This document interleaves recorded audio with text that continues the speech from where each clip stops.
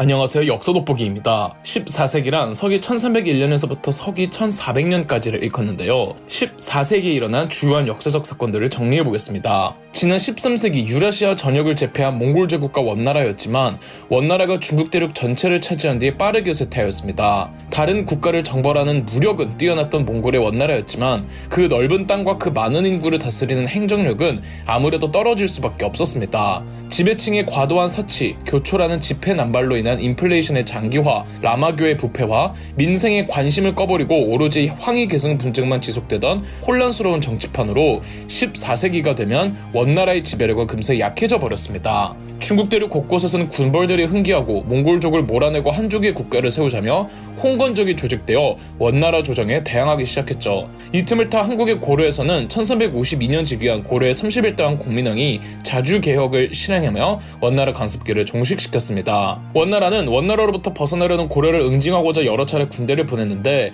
그때마다 최영과 이성계가 모조리 토벌하였죠. 한편 일본에서는 일본사 최초의 사무라이 정부였던 가마쿠라 막부가 지난날 원나라의 정벌로 인해 지나치게 군사력을 많이 소모하느라 국력이 많이 약해져 있었고 이를 기회 삼아 교토의 덴노는 막부를 타도하려고 했습니다. 가마쿠라 막부에서는 아시카가 다카오지를 교토를 보내 덴노 일파를 토벌하도록 했지만 1333년 아시카가 다카오지는 오히려 배신하여 가마쿠라 막부를 끝내버렸습니다. 1338년 아시카가 다카오지는 쇼군이 임명되면서 두 번째 사무라이 정권인 무로마치 막부를 열었습니다. 하지만 막부 정권을 인정할 수 없었던 고다이고 덴노는 교토를 탈출해 요시노로 가서 새로운 정부를 만들어버렸습니다. 아시카가 다카오지는 교토에 새로운 덴노를 또 다시 옹립하면서 이 덴노가 둘이나 있는 남북조 시대가 되었죠. 일본 정부가 북조와 남조로 나뉘어 중앙정부의 지방 통제력이 약해진 틈을 타 규슈섬에서 악명 높은 해적, 즉 왜구들이 창궐을 합니다. 왜구들은 중국 동남해안과 고려를 탈탈 털어먹었습니다. 그 중에서도 고려가 왜구들의 주된 타겟이었고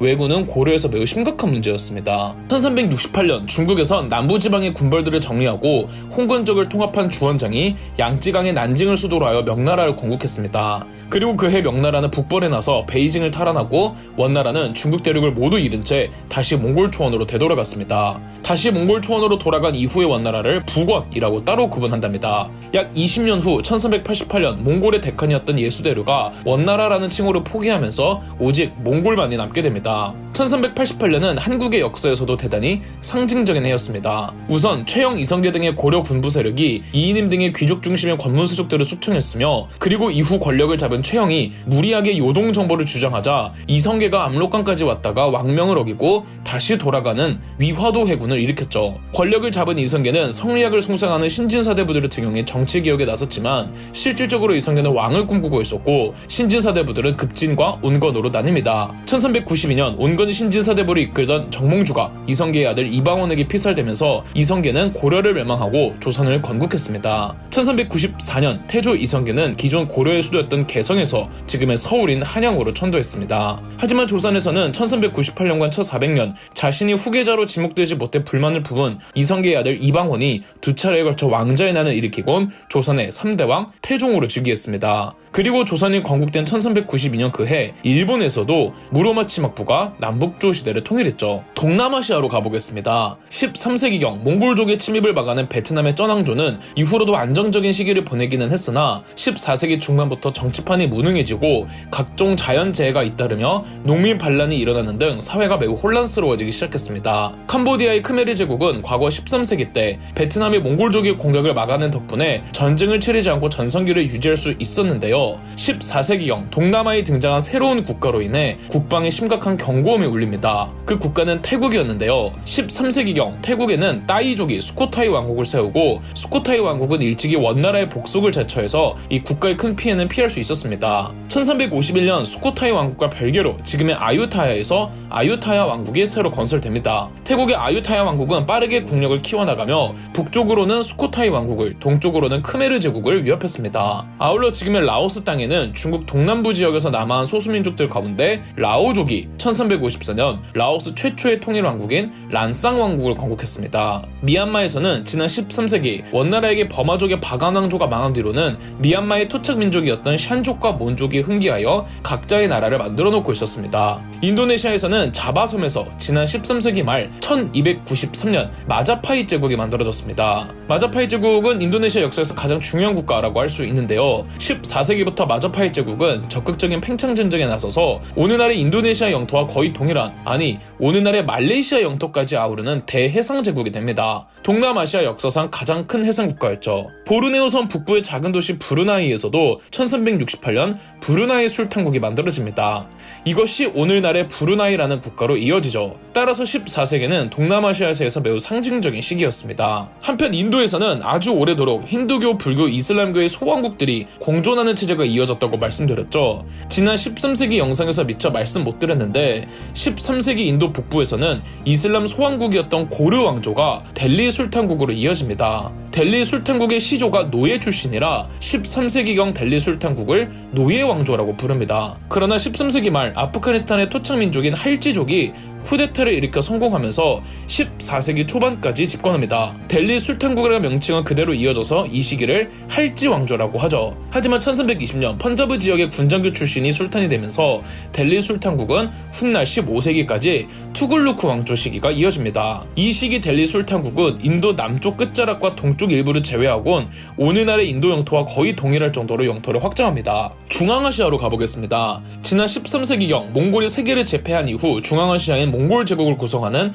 킵차크 칸국이 존재하고 있었습니다. 원나라가 몽골 초원으로 돌아가고 또 몽골 초원에서 원나라를 포기하면서 킵차크 칸국 역시 내후 외환으로 쇠퇴하고 있었습니다. 킵차크 칸국이 공식적으로 망하지는 않았지만 유명무실해집니다. 이때 우즈베키스탄 지역에서 새로운 중앙아시아의 강자로 등장한 이가 있었으니 바로 티무르였죠. 투르크계 몽골인으로 추정되는 티무르는 징기스칸의 후예를 자처하며 세력을 모아 우즈베키스탄 지역의 군벌로 성장했고 1370년 칸으로 등극하며 티무르 제국을 건국합니다. 14세기 후반부터 15세기까지 중앙아시아의 역사는 티무르 제국의 역사였다고 해도 과언이 아닙니다. 한편 이란 지역에서는 역시나 몽골 제국을 구성하던 일칸국이 지배를 해오다가 이집트의 이슬람 왕조 맘루크 왕조와 지속적인 전쟁을 벌이며 국력을 소모했고 흑사병의 결정타를 맞아 1335년 일칸국이 돌연 해체되어 버렸습니다. 이 틈을 타 티무르 제국이 이란 땅을 점령했으며 티무르 제국은 1398년 인도까지 진출해 델리 술탄국의 투굴루크 왕조를 거의 무너뜨리다시피 합니다. 그리고 티무르 제국은 동쪽으로는 명나라를 침공하며 명나라를 괴롭혔고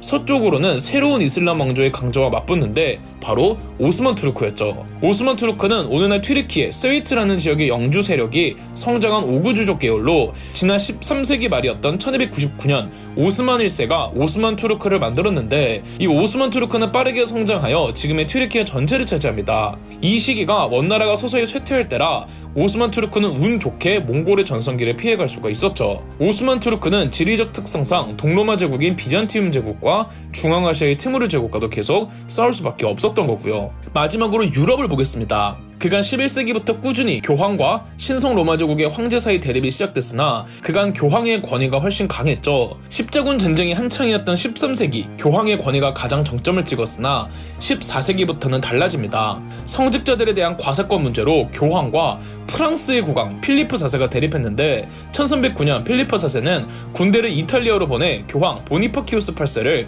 심하게 구타한 후 강제로 프랑스 내 아비뇽이라는 곳으로 납치하다시피 해버립니다. 보니파키우스 8세 이후 교황들은 프랑스 국왕의 감시 아래 아비뇽에 거주해야만 했는데 이 시기를 아비뇽 유수라고 합니다. 1377년 유럽의 국제적인 여론으로 인해 교황은 로마로 돌아오기는 했지만 아비뇽 유수를 기점으로 교황의 권위는 실추될 대로 실추됩니다. 아비뇽 유수 기간 프랑스 왕국에서는 1328년 오늘날 프랑스를 시작시킨 카페 왕조가 끝나고 발루아 왕조가 시작됐습니다. 하지만 이 당시 프랑스 땅은 지금의 프랑스와는 달랐습니다. 프랑스 땅 절반이 사실 영국 플랜테이전의 왕조 소유였는데 영토 소유권과 그 영토에서 나오는 경제력을 두고 1337년 프랑스의 발루아 왕조와 영국의 플랜테이전의 왕조 사이에 100년 전쟁이 발발했습니다. 물론 100년 내내 싸운 건 아닙니다. 초기에는 영국군이 우세했으나 14세기 후반부터는 프랑스가 반격에 성공하며 전쟁은 장기화됩니다.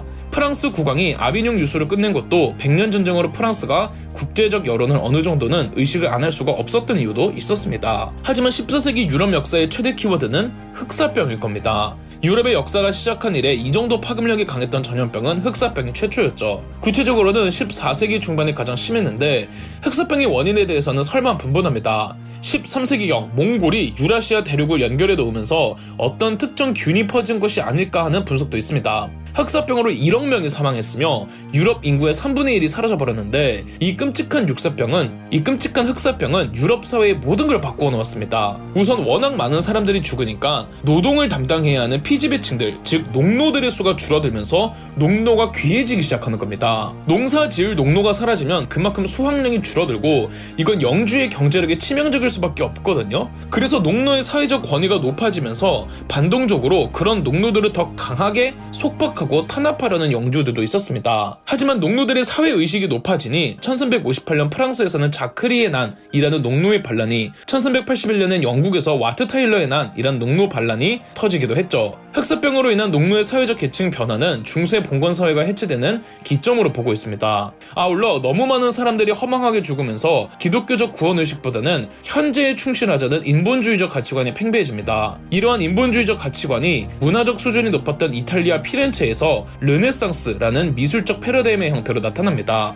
르네상스의 시작은 문학에서 태동했는데요. 단테의 신곡 페트라르카의 서정시, 보카치오의 데카메론이 14세기에 등장하면서 르네상스를 시작합니다. 저는 그럼 15세기의 역사로 돌아오겠습니다. 그럼 역사 돋보기였습니다. 저희 역사 돋보기가 멤버십 가입을 시작했습니다. 멤버십 가입을 해주신 분들 덕분에 영상 제작에 큰 도움이 되고 있습니다. 감사합니다. 영상 재미있으셨다면 구독과 좋아요, 알림 설정까지 해주시면 감사드리겠습니다.